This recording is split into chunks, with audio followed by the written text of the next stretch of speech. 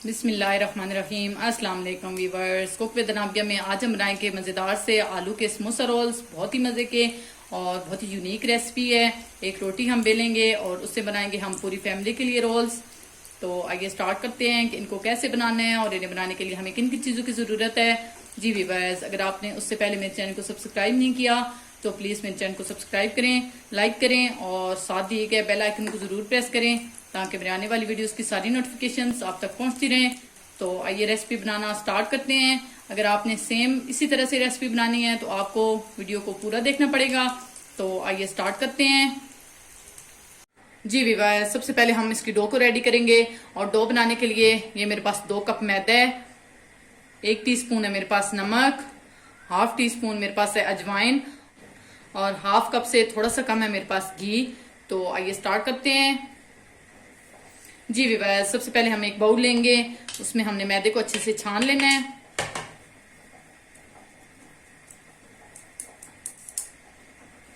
جی viewers, میدے کو ہم نے اچھے سے چھان لیا ہے۔ اب ہم اس میں ڈالیں گے نمک، آپ اپنے ٹیسٹ کے مطابق ڈالیں، اور ہم اس میں ڈالیں گے اجوائن، ہاتھوں پہ تھوڑا سا اس طرح سے مسل کے، اس سے اس کا ٹیسٹ اور خوشبو دونوں بہت اچھی آتی ہیں۔ اور اس کے ساتھ ہم اس میں ڈالیں گے گھی۔ یہ دیکھیں گھی جو ہے وہ ہلکا سا میلٹ ہوا ہے، آپ اس میں گھی کے یوز کریں۔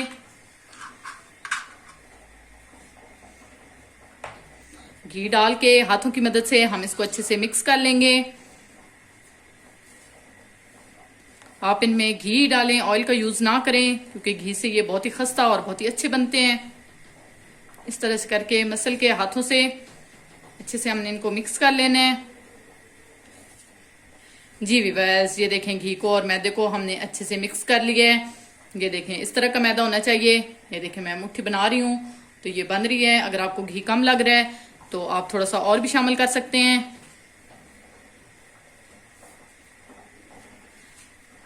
اب ہم اس میں تھوڑا تھوڑا پانی ڈال کے اس کی سخت سی ڈو کو ریڈی کریں گے۔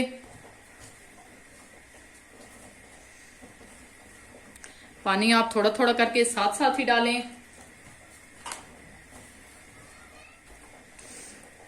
جی ویورز، یہ دیکھیں ڈو ہماری اس طرح کی ہونی چاہیے۔ یہ دیکھیں اتنی سخت ہونی چاہیے۔ اس میں تقریباً ½ کپ پانی کا یوز کیا ہے میں نے، اسی کپ سے میں نے میدے کو ناپا تھا اور اسی کپ سے میں نے پانی ڈالا ہے، تو یہ ½ کپ پانی اس میں گیا ہے۔ اور یہ دیکھیں اس طرح کی ہماری ڈو ریڈی ہوئی ہے۔ اب ہم اس کو تقریباً 5 منٹ کے لیے اسی طرح سے گوندھ لیں گے۔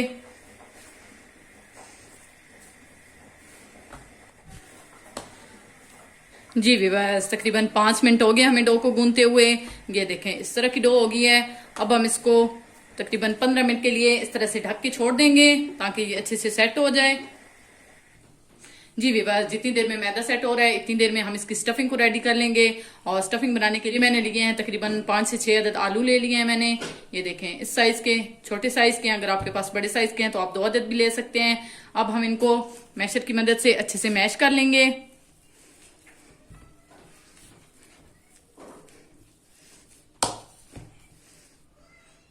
آلو کو ہم نے اچھے سے میش کر لیا ہے۔ اب ہم اس میں ڈالیں گے، یہ 1 عدد میرے پاس تھی درمیانے سائز کی پیاز، جس کو میں نے اس طرح سے بالکل باریک باریک چاپ کر لیا ہے، بالکل باریک چاپ ہونی چاہیے۔ یہ ڈال دیں گے اور اس کے ساتھ یہ 1 عدد میرے پاس تھی سبز مرچ، اس کو بھی بالکل باریک باریک چاپ کر لیا ہے، یہ ڈال دیں گے۔ اور اس کے ساتھ یہ میرے پاس تھوڑا سا ہرا دھنیا ہے، یہ ڈال دیں گے۔ اب ہم اس میں ڈالیں گے کچھ مسالے، نمک آپ اپنے ٹیسٹ کے مطابق ڈالیں، میں نے 1 ٹی سپون ڈالا ہے۔ ¼ ٹی سپون ہم اس میں ڈالیں گے ہلدی پاؤڈر، 1 ٹی سپون دھنیا پاؤڈر، 1 ٹی سپون لال مرچ powder, 1 T spoon chilli flakes, 1 T spoon ثابت زیرہ۔ ساری چیزیں ڈال کے ان کو ہم ہاتھوں کی مدد سے اچھے سے مکس کر لیں گے۔ جی سارے مسالوں کو ہم نے بہت اچھے سے مکس کر لیا ہے۔ یہ دیکھیں اس طرح کا ہونا چاہیے، میں ہاتھوں میں لوں تو یہ اس طرح سے بائنڈ ہونا چاہیے۔ یہ دیکھیں اس طرح سے आप प्याज इसमें बिल्कुल बारीक चॉप करके डालेंगी तो ये बहुत अच्छे से बाइंड हो जाएगा। ये देखें इस तरह से। अब हम इसको साइड पे करेंगे। जी व्यूअर्स, अब ये मेरे पास है तकरीबन 3 से 4 टेबल स्पून मैंने मैदा ले लिया है। अब हम इसमें थोड़ा सा पानी डाल के इसकी स्लरी रेडी कर लेंगे।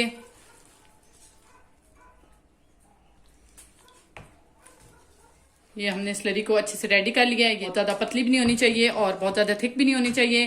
अब हम इसको साइड पे करेंगे। तकरीबन 15 मिनट हो गए हमें मैदे को रखे हुए। अब हम इसको निकाल लेंगे। जी ये देखें माशाल्लाह से मैदा जो है वो हमारा बहुत अच्छे से सेट हो गया है। ये देखें। अब हम इस तरह से करके इसका एक पेड़ा बना लेंगे इस तरह से, और हाथों की मदद से हम इसको थोड़ा सा बेल लेंगे। इसका एक ही पेड़ा हमने बनाना है।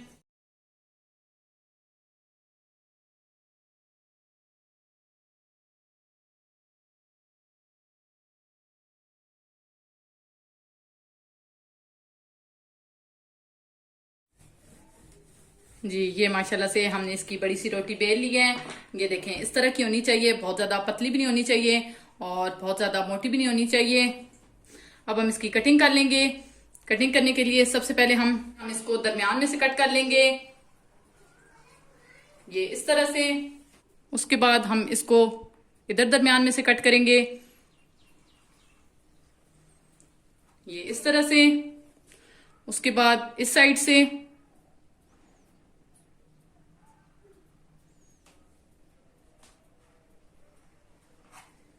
उसके बाद इस साइड से कट करेंगे।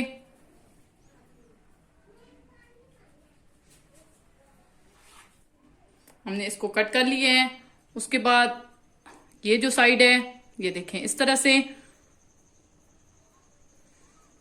इस तरह ले आएंगे।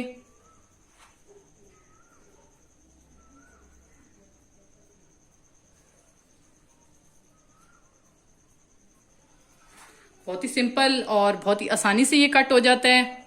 ये देखें फ्लावर शेप हमने इसकी कट करनी है। अब ये लास्ट वाला भी,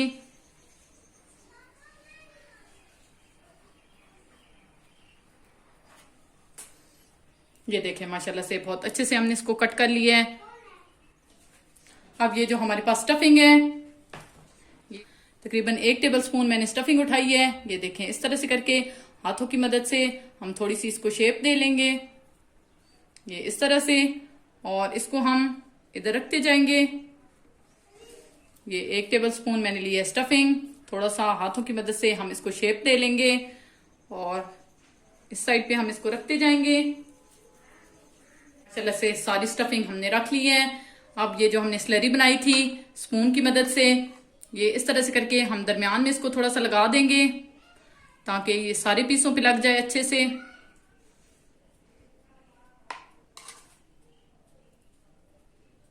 सारे पीसों पे हमने लगा लिए हैं। अब हम इसको फोल्ड करेंगे। फोल्ड करने के लिए ये साइड हम उठाएंगे और इसको हल्के हाथों से इस तरह से रोल करते जाएंगे। हमने लगाई हुई है तो हम इसको थोड़ा सा प्रेस कर देंगे। ये देखें, दूसरे को भी हम रोल कर लेंगे, हल्के हाथों से उठाएंगे। ये देखें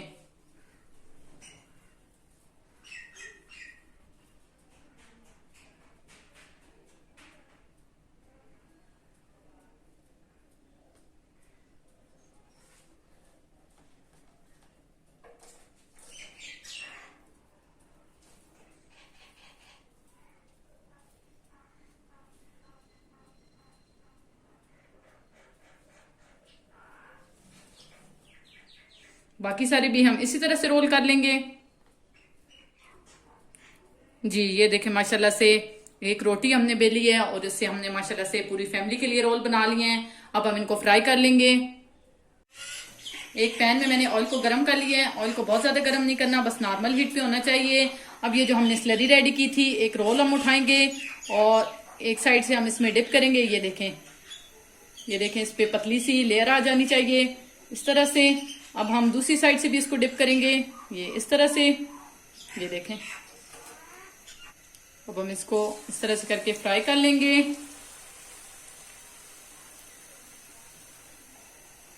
یہ ایک سائیڈ ہم ڈپ کریں گے اس میں اچھے سے تاکہ اس پہ ساری لگ جائے. یہ دیکھیں اس سے جو ہماری اسٹفنگ ہے وہ باہر نہیں نکلے گی اور یہ بہت اچھے سے فرائی ہو جائیں گے.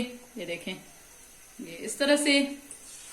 باقی سارے بھی ہم اس طرح سے اس میں ڈالتے جائیں گے. اب ہم ان کو میڈیم فلیم پہ فرائی کر لیں گے اچھا سا گولڈن سا کلر آنے تک.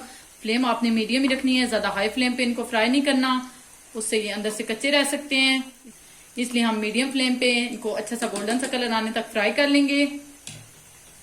رول ہمارے بہت اچھے سے فرائی ہو گئے ہیں, تقریباً 7 سے 8 منٹ لگے ہیں ہمیں ان کو فرائی کرتے ہوئے. یہ دیکھیں ماشاءاللہ سے بہت اچھا سا گولڈن سا کلر آ گیا ہے. اب ہم ان کو نکال لیں گے اور باقی سارے بھی ہم اسی طرح سے فرائی کر کے اس کے بعد انہیں ڈش آؤٹ کرتے ہیں.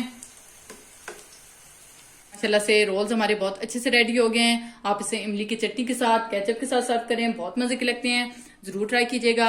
اگر آپ کو میری ریسپیز پسند آ رہی ہیں تو میرے چینل کو ضرور سبسکرائب کریں, لائک کریں اور بیل آئیکن کو ضرور پریس کریں تاکہ میرے آنے والی ویڈیو کی نوٹیفکیشن آپ تک پہنچتی رہے. دعا میں ضرور یاد رکھیے گا اور کمنٹ باکس میں ضرور کمنٹ کیجیے گا کہ آپ کو میری ریسپی کیسی لگی. اللہ حافظ.